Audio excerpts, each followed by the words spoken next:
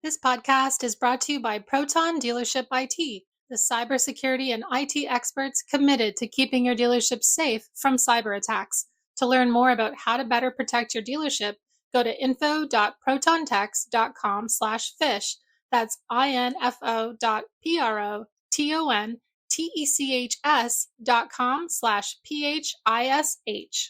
Want to dive deeper into the topics you hear about on Daily Drive? We're offering listeners a special offer, 20% off a 1-year Automotive News digital subscription. That gets you access to all of our news, information, and analysis made for automotive industry leaders like you. Go to autonews.com/Daily Drive promo to redeem. Welcome to Daily Drive for Monday, October 30th, 2023. I'm Jamie Butters, Executive Editor of Automotive News here in Detroit. And I'm Kellen Walker in Las Vegas. Today on the show, UAW news has been coming fast and furious over the weekend and into today. The union now has tentative agreements with all Detroit 3 automakers. The days of low-wage, unstable jobs at the Big Three are coming to an end. And 0% financing drops sharply following a pandemic peak. Plus, we'll look deeper into the UAW's deal with Stellantis and what the new tentative agreement will mean for workers and the prospects for ratification. So many different viewpoints on the picket line when you're out there. It's going to be interesting to see if they can all come together on this. Let's run through all the news you need to know to keep up in the auto industry. General Motors and the UAW have reached a tentative contract agreement. It comes more than 6 weeks after the union began its strike against the Detroit 3 and 2 days after the union expanded the walkout to a 4th GM assembly plant. A person familiar with the talks confirmed the agreement to Automotive News. Several news outlets also reported the development. There was no immediate comment from the UAW, and General Motors declined to comment. In a surprise move over the weekend, the UAW added Local 1853 to the strike. That local represents workers at GM's manufacturing complex in Spring Hill, Tennessee, one of GM's largest. GM was the last of the 3 automakers to agree to terms with the union, which stopped picketing Ford late Wednesday and Stellantis on Saturday afternoon. The deal is subject to ratification by GM's 46,000 UAW members. As of noon today, the strike continued near GM's Lansing Delta Township assembly plant in Michigan, which has been on strike since September 29th. UAW Local 602 President Mike Huerta said he was awaiting word about whether the strike will end and for details of the agreement. As Jamie just said, the UAW has also ended its strike against Stellantis. It reached a tentative labor contract agreement that includes a 25% raise for workers over the life of the pact, a commitment to revive the idled Belvidere assembly plant in Illinois, and nearly $19 billion in new U.S. investments. UAW President Shawn Fain announced the deal on Saturday during a Facebook live stream. Through the power of the stand-up strike, we have won a record-breaking contract. We truly believe that we got every penny possible out of this company. We left nothing on the table. The UAW said roughly 14,000 striking workers will return to the job. That's as the tentative contract goes to a vote of Stellantis union leaders on Thursday in Detroit, followed by the rank-and-file members.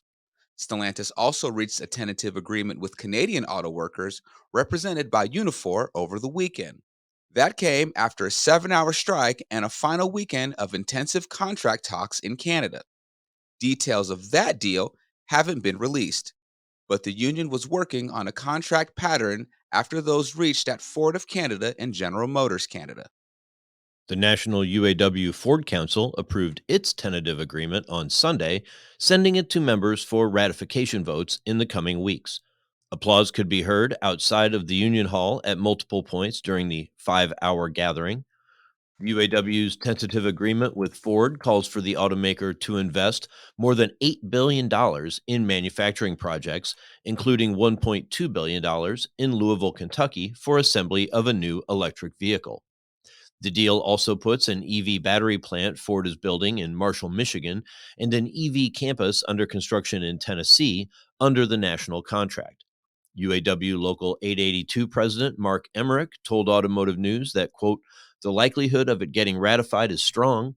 Local 882 covers workers at Ford's Atlanta Parts Depot.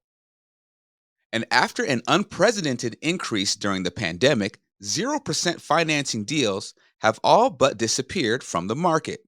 The share of all loans financed at 0% hit a new low in the third quarter of 2023 at just 1.1%.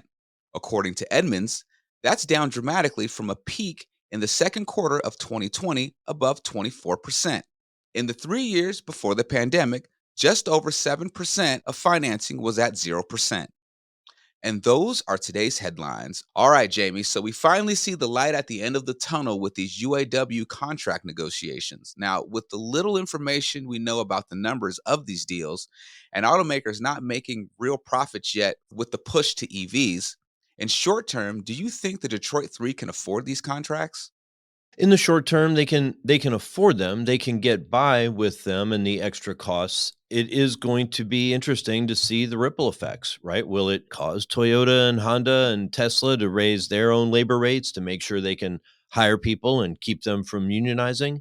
If it does, then maybe everybody raises prices of vehicles across the board, kind of adds to the affordability problem the industry is facing. But, without that, it's going to put the Detroit 3 at a big disadvantage. They've been making a lot of money during the pandemic when supply was tight. We're starting to see profits come back down, and now with these extra costs, it could get tough. It could get tough for them. They might stay profitable, but not make enough money to really reinvest as aggressively as they'd want and as the UAW would want them to. So it's going to be interesting. That is very, very interesting. Coming up, we'll talk more about how a tentative deal with the UAW came together for Stellantis and what it will mean for the automaker going forward. That's next on Daily Drive. The auto industry's shift to carbon neutrality is here and it's accelerating. But is it enough? This is a moral imperative, an economic imperative, a moment of peril, but also a moment of extraordinary possibilities. No more hesitancy, no more excuses, no more waiting for the others to move first. There is simply no more time for that. Driving to Zero is a new podcast series from Automotive News that looks at the auto industry's roadmap to carbon neutrality. We take a big picture look at the environmental, political, and social trends pushing the move toward a greener future.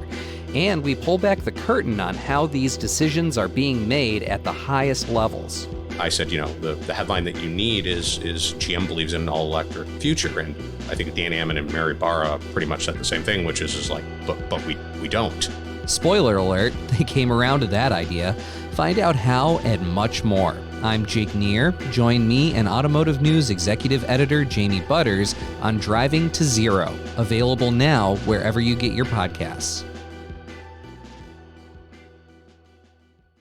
Email phishing happens every day. Cybercriminals are out to trick your employees and coworkers into handing over valuable information that can compromise your dealership through impersonations, fake giveaways, and urgent emergency requests.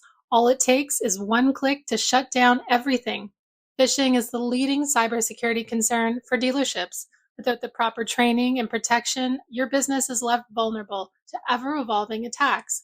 One day you click an email, and the next thing you know, you get a call from your IT guy. Your email has been compromised. Shut down immediately. Stories of attacks and their consequences come flooding in every day, and all it takes is one click to shut down your dealership.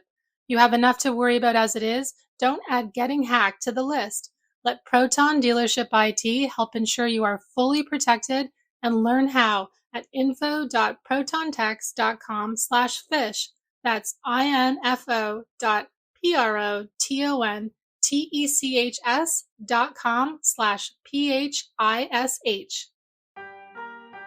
Welcome back to Daily Drive. I'm Jamie Butters with Kellen Walker. The UAW now has tentative contracts with General Motors, Ford, and Stellantis, and each one represents historic gains for the union. The deal with Stellantis especially marks both a long-term and immediate turning point. The automaker was the only one with a major plant shuttered and in limbo, and it had other facilities on the chopping block. Now the UAW says it has saved all of those sites, representing a remarkable win for the union and thousands of workers.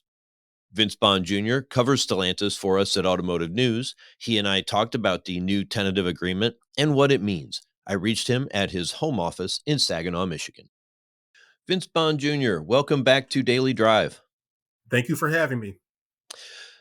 Going into these talks, a lot of people really saw Stellantis as probably the most contentious, the toughest one of the Detroit Three, maybe the one that would have a strike that would go on the longest. You've got new ownership.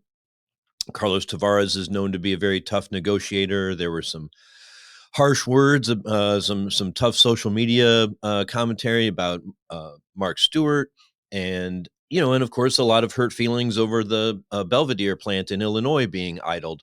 But here they were able to hammer out a deal. How'd they pull it off? Well, just a lot of hard work, a lot of late nights, but I think the union came out pretty strong here with the return of the Belvedere plant that's being revived. That's going to be a huge source of jobs that were lost. And the thing about Belvedere is that back in February, when it was idled, there were about 1,200 workers that were laid off. But over the previous years, that plant has had as many as 5,000 workers. And those people have been scattered across the country, out in New York and other places at different park centers and other facilities. And so that's a huge gain, especially with a new product, a new mid-size pickup that has been rumored for a long time. I've heard about it, but this is like really the first confirmation that it's on the way. So that's huge. And then of course, the 25% raises. It's not quite the target they are going for, but I mean that's pretty hefty in this era, especially with inflation. And then of course COLA, that's a big one that I've heard about on the picket line. That was probably one of the main top 2 or 3 things they wanted, and so they came out with that. And 6 weeks on the picket line, I think it was worth it. Yeah, at least 6 weeks for Toledo, and maybe I guess 5 weeks for the parts depots. Yes. But it started off really rough, and I mean, of course, the union was taking a strong position. Shawn Fain was taking maybe a bit of an extreme ask with all 3 automakers to try to get them to something really sizable and historic, where they ended up. But the vitriol for Stellantis was maybe the worst, right? I mean, it's the one that that Shawn Fain threw in the trash on the live video. Yes. And then at one point, Mark Stewart had a last minute press conference with us on a Saturday morning out of nowhere, and just saying that some of the things they've been saying is from the UAW has been misleading, and he thought he had to correct the record on some issues.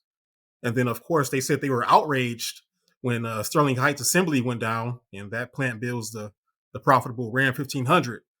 And so they've been going back and forth and trying to get a deal done, and they finally did it. Yeah. So Belvedere, you mentioned there's going to do battery production, and you talked about the mid-sized truck. Is that going to be an electric pickup? Yes. So I spoke with the former Ram CEO at the New York Auto Show this year, and he was telling me that it could be electrified, and there's also an option for an ICE version. And so earlier in Vegas this year, I believe in March, they showed dealers a mid-size pickup concept that was an EV.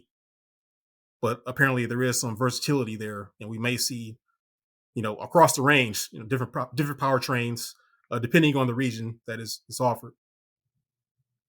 So it could be electric, it could be hybrid, it could be regular ICE. Yes, that's what I've heard. All right. Well, it'll be interesting to see how that plays out. The union also looked like it kind of got a win at a couple other facilities. At least, early on, Stellantis identified a whole lot of properties that they maybe wanted the right to close or the opportunity to close if need be.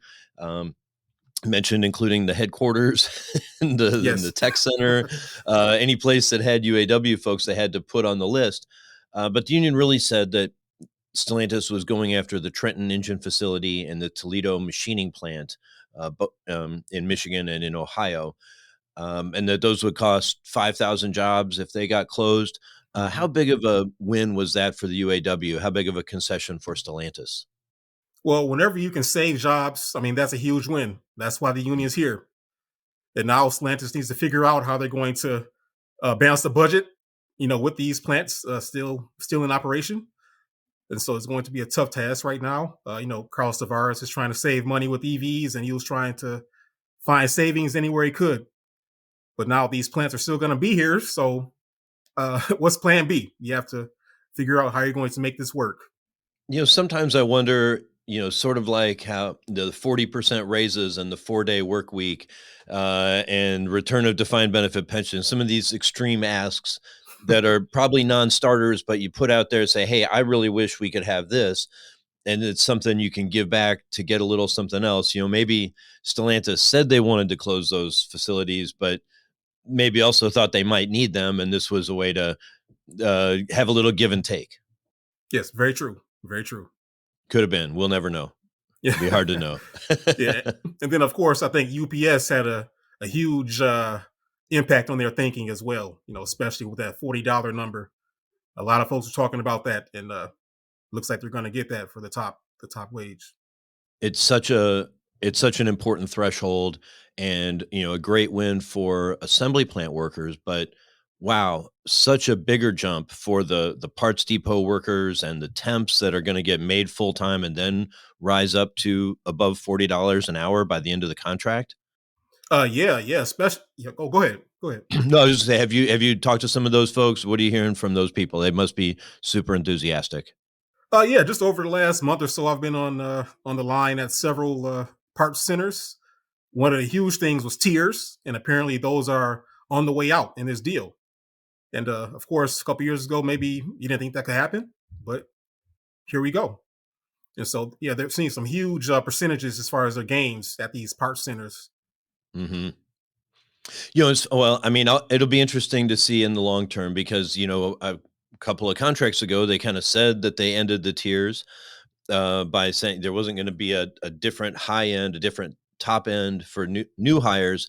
But then the union's like, well, really the temps are a separate tier and the parts depots are a separate tier and the grow-in period's a separate tier. So it'll be interesting if they feel like, well, there's still some inequities we want to address, when 2027 rolls around, 2028.